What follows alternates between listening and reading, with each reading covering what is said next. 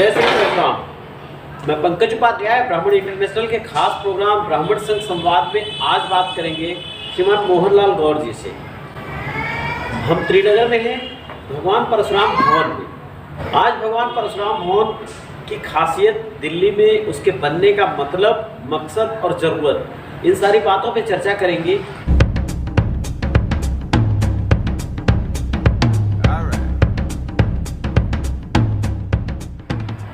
गौर जी, हमारे कार्यक्रम में स्वागत है आपका। आपका भी स्वागत है।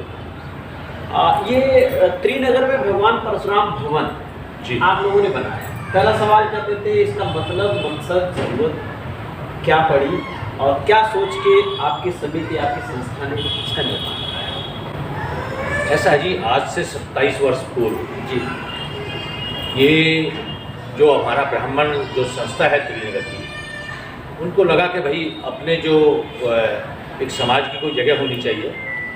तो जो हमारे बुजुर्ग थे जो पहले इस संस्था को देखते थे, उन लोगों के प्रयास से उन्होंने डीडीए में जगह के लिए अप्लाई किया और हमें डीडीए के द्वारा यह जगह स्वीकृत की गई और उसका भुगतान करके हमें सब ये जगह प्राप्त हुई है। ब्राह्मण समाज के ये किस तरीके से भवन काम आता है, किन किन आयोजनों में, और कैसे लोग उसको यूज कर सकते हैं? यह भगवान परशुराम भवन सबसे पहले तो जो हमारे बुजुर्ग रहे, जिनकी मेहनत की वजह से आज ये हम इतना भव्य भगवान परशुराम भवन देख पा रहे हैं, उनके चरणों में मैं नमन करता हूँ कि उनके आशीर्वाद और उनके प्रयासों से ये सब संभव हो पाया। इसका उद्देश्य यह था कि ब्राह्मण समाज के अलावा भी अगर ये कोई हमारे और भी जो समाज हैं, कोई भी हमारे यहाँ ऐसा कोई सिस्टम नहीं है, पहले आओ पहले पाओ वाली स्थिति है। 4 मंजिला ये भवन है, सेंट्रली एसी है, दो इसमें लिफ्ट लगी हुई है और हम ब्राह्मण समाज का कोई भी कार्यक्रम अगर कोई आयोजित करता है, वो संस्था भारत में कहीं की भी है, तो हम उसको यह जगह, अपना स्थान जो है, निःशुल्क प्रदान करते हैं और उसके लिए कोई शुल्क वगैरह हम चार्ज नहीं करते। उसके अलावा भी कोई भी परिवार जो यहाँ पर आता है, बहुत साधारण से शुल्क पर हम ये जगह उनको उनके कार्यक्रमों के लिए उपलब्ध कराते हैं। और एक विशेषता यह भी है कि क्योंकि यह संस्था एक ब्राह्मणों की है, तो हमेशा ध्यान में यही रहता है कि हम कैसे इस भगवान परशुराम भवन के माध्यम से अपने समाज के लोगों का हित कर सकें, उनका फ़ायदा कर सकें, यह बात हमेशा ध्यान में रहती है। उसके लिए हम समय समय पर अपने यहाँ सेमिनार भी आयोजित करते हैं ब्राह्मण समाज की तरफ से।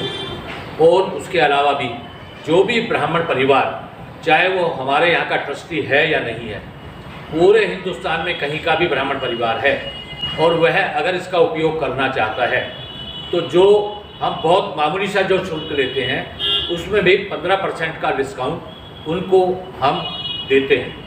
सरकार ने जो हमारे पैरामीटर दिए हुए हैं, हम उनका वायलेशन कभी नहीं करते। जैसे डीजे है, वह 10 बजे के बाद नहीं बजेगा, और भी समय समय पर जो भी सरकार की गाइडलाइन आती हैं, उनको हम सब ध्यान में रखते हुए और वह पूरी तरीके से लागू हो, उनकी कोई अवहेलना ना हो, उस बात का हम विशेष ध्यान रखते हुए सभी कार्यक्रम यहाँ पर जो भी इसका उपयोग करना चाहें, हम उसके लिए स्वीकृति देते हैं। त्रिनगर ब्राह्मण सभा के आप मुखिया हैं इस समय जी, और वही संगठन इस भगवान परशुराम भवन को संचालित करता है जी। थोड़ा सा एक अपने संगठन के बारे में हमारे दर्शकों को बताएं, क्योंकि त्रिनगर दिल्ली के बिल्कुल एक हब का हिस्सा है माना जाता है, और यहाँ के ब्राह्मणों की स्थिति क्या समझ पाते हैं? देखो जी, अब तो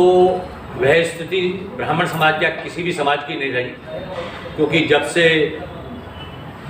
ये एक चेंज आया है जनरेशन में, उसके बाद अब बच्चों का झुकाव जो है अपने व्यापार की तरफ, अपने रोजगार की तरफ, अपनी सर्विसेज की तरफ ज़्यादा रहने लगा है।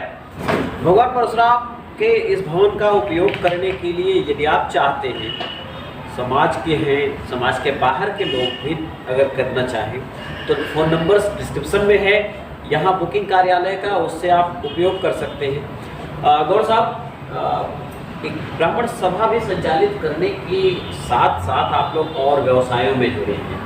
उन व्यवसायों से लेके एक ऑलराउंड मैंने ये पूछा है ब्राह्मण समाज की स्थिति देश में और ख़ास करके दिल्ली में क्या है। ब्राह्मण युवाओं के लिए आप लोगों के कोई विशेष प्रोग्राम्स होते हैं जिससे वो एकजुट हो, जिनके उनका स्वावलंबन हो सके? ऐसा कुछ क्या क्या कार्यक्रम आप लोग करते हैं, किस तरीके से? ऐसा है जी, आपको पहले विदित भी होगा कि जब पुराने समय में ब्राह्मण समाज केवल पूजा पाठ तक ही सीमित रहा है, या ज़्यादा से ज़्यादा कोई टीचर बन गए, इस टाइप के उसमें रहे हैं।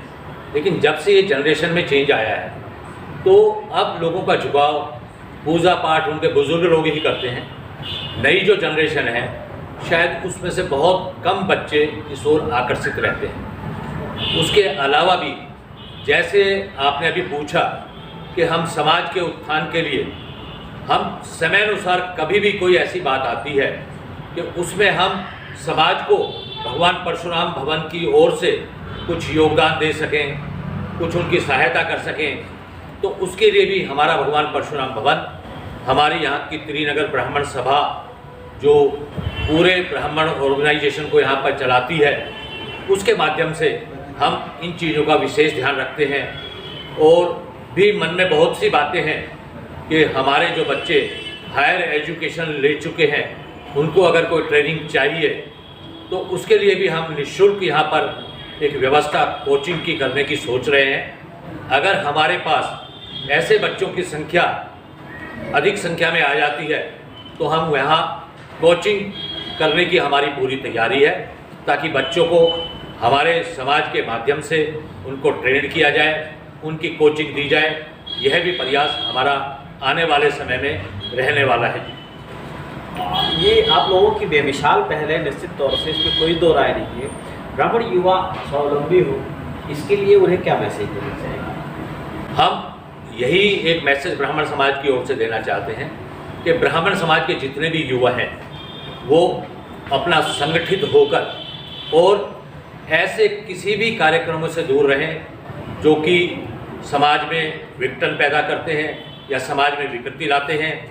ऐसे लोगों से दूर रहते हुए समाज को एकजुट करें, समाज के बारे में सोचें, समाज की प्रगति कैसे हो उसके बारे में विचार करें, और जो भी सुझाव वो दें तो हम तक अगर आएंगे और अच्छे सुझाव लगेंगे कि उससे समाज की कुछ उन्नति या प्रगति हो सकती है तो हम अवश्य उनको अपने इस कार्यक्रम में शामिल करेंगे और जैसा भी होगा उनको आगे बढ़ाने के प्रयास करेंगे। बहुत अच्छी बात है, आपने कार्यक्रम में हिस्सा लिया, आपका बहुत बहुत धन्यवाद। आपका भी मैं बहुत बहुत धन्यवाद करता हूं कि आप अपने कीमती समय में से अपना समय निकाल कर आप यहाँ पर आए और ब्राह्मणों के विशेष तौर पर ब्राह्मण कैसे आगे बढ़े वह जो सोच आपके दिमाग में आई है उसके लिए भी मैं आपका आभार और अभिनंदन व्यक्त करता हूँ। धन्यवाद। ऐसे ही किसी दूसरी शख्सियत के साथ आपकी भेंट करवाएंगे, उनसे भी जानेंगे वो आपके लिए कितने हित कर रहे हैं, समाज के लिए वो क्या कर रहे हैं। बने रहिए, बहुत ध्यान से रहिए। धन्यवाद।